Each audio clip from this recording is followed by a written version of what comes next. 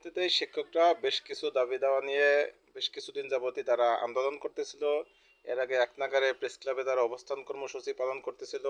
অবশেষে আজকে তারা প্রধান উপদেষ্টার কার্যালয়ে অভিমুখে রওনা হয়েছিলেন তাকে একটি স্মারকলিপি দেওয়ার জন্য, এবং তারা যখন শাহবাগে পৌঁছেন তখন পুলিশ তাদেরকে ব্যারিকেড দেয় এবং ব্যারিকেড ভাঙার চেষ্টা করলে তাদের উপরে টিয়ার সেল, কাঁদানে গ্যাস, রাবার বুলেট, এরপরে সাউন্ড গ্রেনেড এবং জল কামান সহ নিপীড়নমূলক অবস্থা দেখা যাচ্ছে।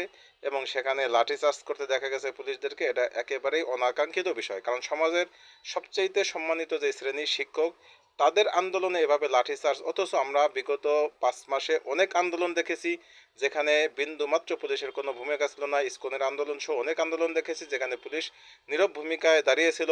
অথচ এখানে শিক্ষকদের আন্দোলনে তারা খুব সরব এবং তারা একেবারেই মারমুখী আচরণ ধারণ করছে। এজন্য অন্তত প্রশাসনের সরি বলতে হবে এবং এর জবাবদিহির আওতায় আনতে হবে। সাথে সাথে যারা উপদেষ্টা রয়েছে তাদেরও এই বিষয়টা দ্রুত একটা সমাধানের উদ্যোগ নিতে হবে।